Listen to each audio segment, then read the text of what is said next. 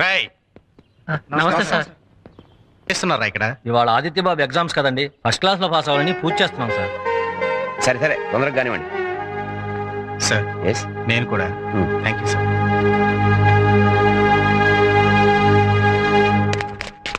ఆదిత్య, బాగా రాయాలి. మా ఆశలన్నీ నీ మీదే. బాగా రాయాలి. ఈ లక్ష్యం ఎలాగైనా సరే నువ్వు సాధించాలి. ఒక్క క్వశ్చన్ కూడా వదలొద్దు. అన్ని correct గా ఆన్సర్ చేయాలి. ఫస్ట్ క్లాస్ లో పాస్ అవ్వాలి. బాగా రాస్తావు కదా, గుర్తుపెట్టుకో. ఏంటి ఆదిత్య డల్ గా ఉన్నావు?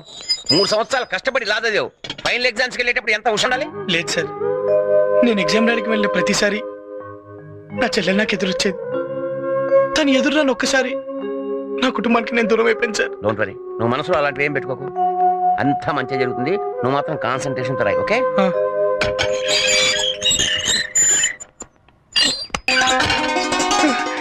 చెల్లమ్మ సార్, మా చెల్లెలు మా చెల్లెమ్మ. నీకు నీ చెల్లి ఎదురు ఎంత సెంటిమెంటో తెలిసి నేనే తీసుకొచ్చాను. థ్యాంక్స్. Hey, it's okay. అన్నయ్య, బెస్ట్ ఆఫ్ లక్.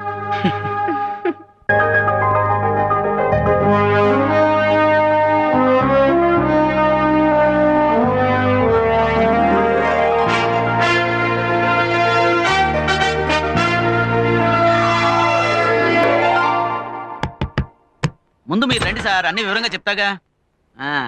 రండి సార్, రండి రండి, లోపల రండి సార్.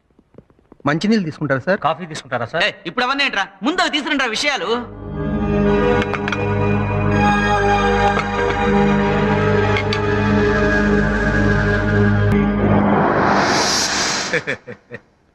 నమస్కారం అండి. నమస్కారం నమస్కారం నమస్కారం. నన్ను గుర్తుపెట్టారా? క్షమించండి, నేను మిమ్మల్ని ఎప్పుడు చూడలేదు. నేను మిమ్మల్ని ఎప్పుడు చూడలేదులండి. ఎప్పుడన్నా చూసారేమో అని అడిగాను. కూర్చోండి, పుచ్చుకోండి. నాకు అలవాట్లేదండి. ఏంటి, సోడానా మందా? నేను అసలు తాగనండి. ఏంటి? నేను అసలు తాగనండి. అస్సలు తాగకపోతే మంచిదండి. మందు అలవాటు లేనివాడికి మ్యాటర్ బాగా గుర్తుంటుంది. ఏంటి టెన్షన్ పడుతున్నారు? మా ఇంటి మహాలక్ష్మి మీ ఇంటికి వచ్చేస్తారండి. దేనికి? దేనికంటే ఎర్రి బాబులోడా. ఇప్పుడు మనకు అమ్మాయి ఉంది కదా, దాని పెళ్ళిడు వచ్చేసింది కదా, దాన్ని పెళ్లి చేయాలి కదా. 2-3 ఏళ్ళలో రిటైర్ అవ్వబోతున్నావు. ఎన్నాళ్ళైనా అద్దె కొంపలో ఉంటావు, సొంత కొంప కట్టుకోవాలి కదా. Stop it. ఏమిటి ఇదంతా? అదే అర్థం చేస్తున్నాను. మ్యాటర్ చెప్పిన ఎట్టంటే పోస్ట్ చేసాడండి రా పై ఆయన. ఆ విషయానికి వచ్చేస్తానంటే, మీరేమో ఎంసెట్ కన్వీనర్, నేనేమో లీకేజ్ లీడర్. అంటే మనం ఒకటి చెట్టగా ఒకటి అయిపోయాం కాబట్టి సబ్జెక్టుకు పేపర్ చొప్పున మా చేతిలో పెట్టండి. అరగంటలో జిరాక్సులు తీసుకుని మీకు. నన్ను ఎందుకు పిలిపించారో ఇప్పుడు అర్థమైంది. అమ్మయ్యా, అర్థమైందంట్రా. రే, ఇది తీసుకెళ్లి కారులో పెట్టు, ఆయనతో వెళ్ళు. ఆయన కొన్ని పేపర్లు ఇస్తాడు. అరగంటలో జిరాక్సులు తీసేసి ఒరిజినల్స్ ఆయనకి ఇచ్చేసి వచ్చి. సారీ, నాకు ఇలాంటి పనులు అలవాట్లేదు. మాకు మాత్రం అలవాటు ఏదో తప్పక. మీ మహాలక్ష్మిని మీరే సేఫ్ లో జాగ్రత్తగా దాచుకుని మాకు సెకండ్ ఇచ్చేయండి.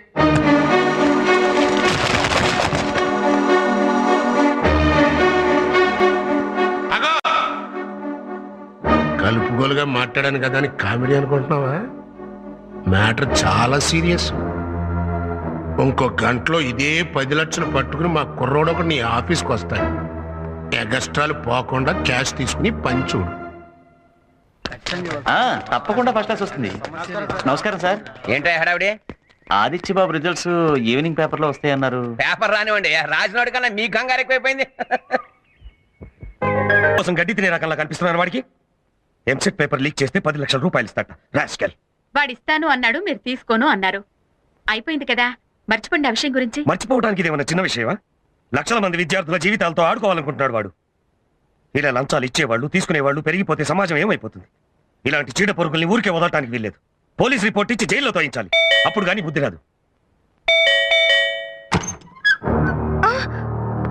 రాఘవ్ గారు ఉన్నారా? ఉన్నారు. నేనే రాఘవన్, చెప్పండి. Your under arrest. అరెస్టా? దేనికి? ఎంసెట్ పేపర్స్ లీక్ చేయడం కోసం 10 లక్షల రూపాయలు లంచం తీసుకున్నందుకు.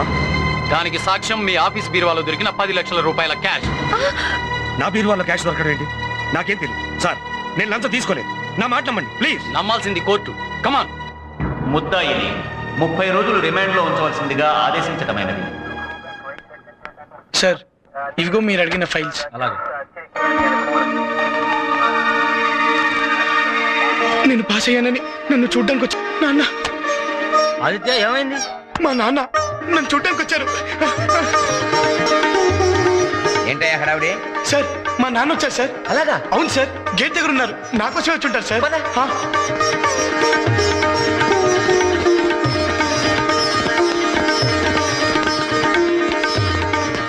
కేసు ఏంటి? 10 లక్షలు లంచం తీసుకున్నందుకు దొరికిపోయాడు. చూడటానికి పెద్ద మనిషిలా ఉన్నావు. ఏంట్రా ఈ పని? నీలాంటి వాళ్ళని కాళ్ళు చేతులు వెరగబెడితే గానీ దారిలోకి రారు. స్టూడెంట్ జీవితాలతో ఆడుకోవడానికి సిగ్గులేదు. సంతకపెట్టావు. మనవాడు తిన్నదంతా అరిగేంత వరకు గ్యారెంటీగా శిక్ష పడుతుంది.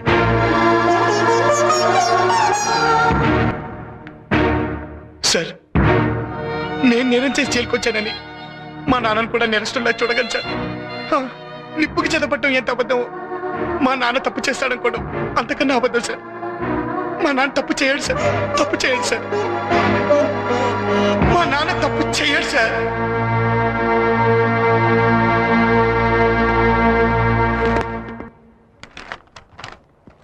నమస్కారం అండి. సాధారణంగా తప్పు చేసిన వాళ్ళు ఇక్కడికి వస్తుంటారు. మీరే తప్పు చేయకుండానే ఇక్కడికి వచ్చారు. అంటే నేను తప్పు చేయలేదని మీరు నమ్ముతున్నారా? కొందరిని బట్టి కొందరిని నమ్మాల్సి వస్తుంది. పాపం మీరు ఇలా జైలుకి రావడం వల్ల మీ ఫ్యామిలీ చాలా బాధపడుతూ ఉంటుంది అనుకుంటాను. అవునండి, నాకంటే వాళ్ళకే ఎక్కువ బాధ.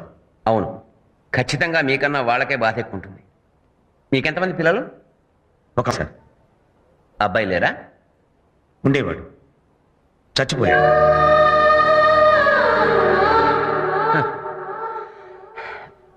వీరిని తీసుకెళ్ళండి.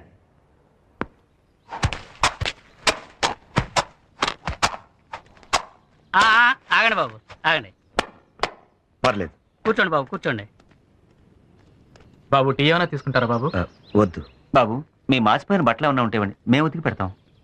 మమ్మల్ని అడగండి బాబు, మీకు ఏది కావాలంటే అది మేం చేసి పెడతాం. అలాగే. అసలు మీరు ఇక్కడికి రావటమే అన్యాయం బాబు. ఇక్కడికి మాలా నేరం చేసిన వాళ్ళు రావాలి కానీ మీరు బాబు. అంటే అంటే నేను నేరం చేయలేదని మీరు నమ్ముతున్నారా? 25 ఏళ్లుగా పనిచేస్తున్నా ఆఫీసులో వాళ్ళెవరూ నన్ను నమ్మలేదు. నేను నమ్ముకున్న సమాజము నన్ను నమ్మలేదు. కానీ జైల్లో ఉన్న మీరంతా నన్ను నమ్ముతున్నారు. వాళ్ళ సంగతి మాకు తెలియదు సార్. మీరు మా ఆదిత్య బాబు తండ్రి, మీరు తప్పు చేయరంతే. కదా, మీ దృష్టిలో చచ్చిపోయిన మీ కొడుకు వీళ్ళ దృష్టిలో ఏ స్థానం సంపాదించాడో చూశాను. మీరు అధికారిగా ఏ తప్పు చేయలేదు, కానీ కన్నతండ్రిగా చాలా పెద్ద తప్పు చేశారు. ఓ అమ్మాయి జీవితం నాశనం కాకుండా కాపాడిన కొడుకును కన్నందుకు గర్వపడాల్సింది పోయి ఓ నిండు ప్రాణం తీసిన హంతకుణ్ణి కన్నాను అని అసహించుకున్నాను. ఓదార్చాల్సిన తండ్రి స్థానంలో ఉండి అతన్ని ఒంటరి వాణి చేశారు. ఆ రోజు జరిగిన దాంట్లో మీ కొడుకు తప్పు లేదని మీరు నమ్మకపోయినా ఈ రోజు జరిగిన దాంట్లో మీ తప్పు లేదని మీ కొడుకు నమ్ముతున్నాడు. మీరు ఇక్కడికి వచ్చాడు అని తెలియగానే అతను ఏమన్నాడో తెలుసా? నిప్పుకు చెదరట్టడం ఎంత అబద్ధం, మా నాన్న తప్పు చేశాడు అన్నా అంతే అబద్ధం అన్నాడు. అందరూ ఉండి కూడా అనాథైన దురదృష్టవంతుడు గన అదృష్టవంతుడు సార్ మీరు. అతని కోర్టు విధించిన శిక్ష కన్నా మీరు వేసిన శిక్షే చాలా పెద్ద. ఇంకా అతన్ని మీరు శిక్షించదలుచుకుంటే మీ ఇష్టం.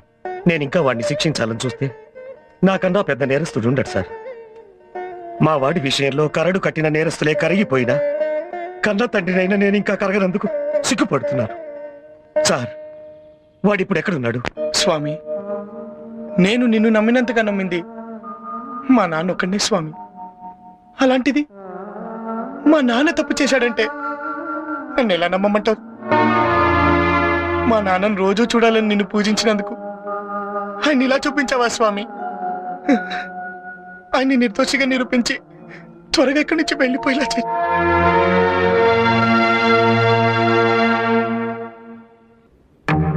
నాన్న, నాన్న, ఆదిత్య బాబు, నాన్న, ఒరే నన్ను క్షమించరా. లేదు నాన్న, దీవించాల్సిన మీరు క్షమించబట్టు నేను భరించలేను. లేదురా, తండ్రిగా నీకు నేను చెయ్యాల్సింది చెయ్యలేదు. నువ్వు హత్య చేశావన్న భయంతో సమాజంలో నా స్థానం గురించి భయపడ్డానే కానీ నీ మనసులో నాకున్న స్థానం గురించి తెలుసుకోలేకపోయాను. నిన్ను ఇంట్లోంచి బయటికి వెళ్ళగొట్టిన పాపాన్ని ఆ భగవంతుడు నన్నే నీ దగ్గరికి తీసుకొచ్చేలా చేశాడు. ఇంతకాలం నా కొడుకు చచ్చిపోయాడనుకున్నాను, కానీ ఇప్పుడు తెలిసిందిరా నాలో ఉన్న తండ్రి చచ్చిపోయాడని. నాన్న నువ్వు నా కొడుకుగా పుట్టడం నా అదృష్టం రా. నాన్న